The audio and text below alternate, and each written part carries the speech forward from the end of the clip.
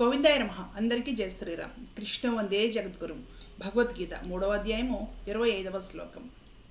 సక్తాః కర్మణ్య విద్వాంసో యథా కుర్వంతి భారత కుర్యాద్ విద్వాంస్తథా సక్తః చికీర్షుర్లోక సంగ్రహం. ఓ భారత, అర్జున, అజ్ఞానుడు కర్మల యందు ఆసక్తులై వాటిని ఆచరించినట్లుగా విద్వాంసుడు అంటే జ్ఞాని కూడా లోకహితార్థమై ఆసక్తిరహితుడై కర్మలను ఆచరింపవలెను. కర్మ ఎలా ఆచరించాలి? కర్మ ఆచరించడం మాత్రం మానడానికి వీల్లేదు. కర్మ ఆచరించి తీరాల్సింది. కాకపోతే అజ్ఞానులు ఎలా ఆచరిస్తారు, జ్ఞానులు వివేకవంతులు ఎలా ఆచరిస్తారు అనే విషయాన్ని పరమాత్మ ఈ శ్లోకంలో స్పష్టంగా చెప్తున్నారు మనకు. గత కొన్ని శ్లోకాలలో మనం తెలుసుకున్నాం. సర్వసంగ పరిత్యాగులకు కూడా కర్మ ఆచరించకుండా తప్పదు. మేము కర్మ సన్యాసం చేశాము అనేవాళ్ళు కూడా మానసికంగా రకరకాల కర్మల గురించి, ఇంద్రియాల గురించి ఆలోచనలు చేస్తూ ఉంటే వాళ్ళు భ్రష్టులే అవుతారు తప్ప సర్వసంగ పరిత్యాగులు అవ్వరు అనేసి కూడా స్వామి స్పష్టంగా చెప్పి, శరీరం ఉన్నంత వరకు కర్మ చేయాల్సిందే. శరీర పోషణకు, అలాగే సంసారంలో ఉన్నప్పుడు, లోకంలో మనం వర్తిస్తూ ఉన్నప్పుడు కర్మ చేయక తప్పదు. కర్మ అయితే చేసి తీరాలి, తప్పదు. తప్పనప్పుడు ఆ కర్మ ద్వారానే తరించే ఉపాయం ఏదైనా ఉందా? మనము ఒక పని చేయాలి, ఒక బాధ్యత తలకెత్తుకోవాలి, దించుకుందామంటే తప్పని పరిస్థితి, ఖచ్చితంగా చేయాల్సిందే. అది తప్ప వేరే ఆప్షన్ లేదు. లేనప్పుడు ఏం చేస్తాము? అందులోనే మనం ఆనందాన్ని వెతుక్కోవాలి. చేసే పనిలోనే మనం శాంతిని వెతుక్కోవాలి. చేసే పని మనకు కాస్త తేలికగా ఉండే విధంగా, చేసే పని మనకు కాస్త ఏదో ఒక రకంగా అందులోనే తృప్తిని వెతుక్కోవాలి. ఈ విధంగా ఆలోచన చేస్తాం కదా. ఒక పని చేయాలి, చేయక తప్పదు. అది మన విద్యుక్త ధర్మం లేదా మన వృత్తి. దాంట్లోనే ఆనందాన్ని వెతుక్కోవాలి. ఇంతవరకు మనిషి అనేవాడు ఆలోచించుకుంటాడు. అంటే ఏంటంటే ఇక తప్పదు. తప్పనప్పుడు అందులోనే ఆనందాన్ని, శాంతిని వెతుక్కునే ప్రయత్నం చేస్తాం. ఇది జనరల్. కర్మ మనిషికి చేతులు కాళ్ళు ఊపడం మొదలుపెట్టిన దగ్గర నుండి ఒక శిశువుకి, ఒక ప్రాణికి పోయేంత వరకు తప్పనప్పుడు, ఒకవేళ శారీరకంగా ఏదన్నా చేయలేని స్థితిలో బంచారబడడం, మానసికంగా అయినా కర్మను చింతిస్తున్నప్పుడు, తప్పనిసరి పరిస్థితి అయినప్పుడు దాని ద్వారానే తరించే ఉపాయం ఏదైనా ఉంటే బాగుంటుంది కదా. కాబట్టి కర్మ ద్వారానే తరించడం ఎలా అనేది పరమాత్మ భగవద్గీతలో స్పష్టంగా చెప్పారు. మనం చేస్తే మన పనులన్నీ కూడా, మన కర్తవ్యాల బాధ్యతలన్నీ కూడా భగవత్ స్వరూపంగా, భగవత్ సేవలా భావించి చక్కగా ప్రతిఫలాపేక్ష రహితంగా, నిస్వార్థంగా, ఉత్సాహంతో, భగవద్బుద్ధితోటి చేసి ఫలితాలు ఆశించకుండా భగవదర్పణం చేయడం ద్వారా మనం చేసే పనుల ద్వారానే మనం తరిస్తాము. ఎంతవరకు తరిస్తాము? మోక్షం కూడా కలుగుతుందన్న విషయాన్ని స్వామి చక్కగా ఈ అధ్యాయంలో, ఇంతకుముందు అధ్యాయంలో కూడా వివరించే ప్రయత్నం చేస్తారన్నమాట. చేస్తూ ఇప్పుడేం చెప్తున్నారంటే, అజ్ఞానులు కర్మల యందు ఆసక్తులై కర్మలు చేసినట్లు. అజ్ఞాని ఏం చేస్తాడు? ఇంట్రెస్ట్గా ఈ పని చేస్తే ఇది లభిస్తుంది, ఆ పని చేస్తే అది లభిస్తుంది, ఈ పని చేయడం వల్ల నాకు ఈ ప్రయోజనం కలుగుతుంది, ఈ పని నేను ఎట్లయినా చేసి తీరాలి, చేయడం వల్ల అది పొందగలుగుతాము అనే ఒక ఫ్రూట్ మీద, అంటే ఫలము మీద ఆసక్తితోటి ఇంట్రెస్ట్గా పనులు ఎలా చేస్తారో, జ్ఞాని కూడా అంతే ఇంట్రెస్ట్గా పని చేయాల్సిందే. కానీ ఎలాగా? ఫలం మీద ఇంట్రెస్ట్ లేకుండా. అర్థమవుతుంది కదా. అజ్ఞాని తాను పని చేస్తాడు, ఇంట్రెస్ట్గా పనులు చేస్తాడు అనమాట.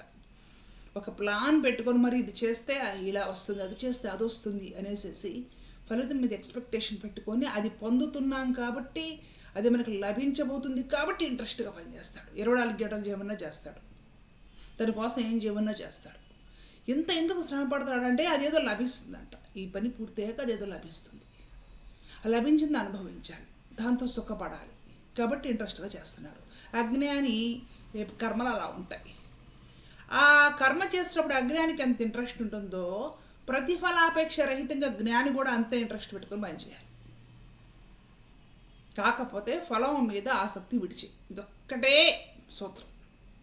పాపం తగలకుండా ఉండాలి. వచ్చిన పుణ్యం కూడా భగవదర్పణను వదిలేయాలి. పుణ్య పాపాలు భగవంతుడికి వదిలేయాలి. నీవు ఖాళీగా ఉంటే నీకు మోక్షం. ఈ స్థితికి నువ్వు రావాలంటే ఉత్సాహంగా కర్మ చేయి, ఫలితం మీద శ్రద్ధ పెట్టుకోదు. పని చేసేటప్పుడు అజ్ఞాని ఫలితము కోరి ఎంత శ్రద్ధగా పనిచేస్తాడో, జ్ఞానివైన నీవు, వివేకవంతుడివైన నీవు కూడా అంతే శ్రద్ధగా పనిచే. కానీ నువ్వు ఫలితం కోరకు, కర్మ ఆచరించి ఫలితం కోరకు. ఎందుకంటే నువ్వు జ్ఞానివి, తెలుసుకున్నావు. ఫలితం ఆశిస్తే ఏం జరుగుతుందో తెలుసుకున్నావు కాబట్టి ఫలితము కోరకుండా శ్రద్ధగా పనిచేయి. ఇంట్రెస్ట్ మాత్రం అజ్ఞాని ఎంత ఆసక్తిగా చేశాడో అంత ఆసక్తిగా నువ్వు కూడా కర్మ ఆచరించు. ఎందుకంటే ఆసక్తి అనేది అంటే అశ్రద్ధ అనేది లేకుండా పనులు చేయలేవు, చప్పగా ఉంటాయి. ఒక పని చక్కగా కౌశలంగా అంటే ఎంతో టాలెంట్ ఉపయోగించి మెదడు వాడి శారీరక శ్రమ చేసి ఏదైనా ఒక పని, ఒక వృత్తి, ఒక బాధ్యత, ఒక ధర్మం ఏదైనా సరే మనం నిర్వర్తిస్తున్నాము అంటే దాని మీద శ్రద్ధ లేకుండా, అభిరుచి లేకుండా ఉత్సాహంగా నిర్వర్తించలేం.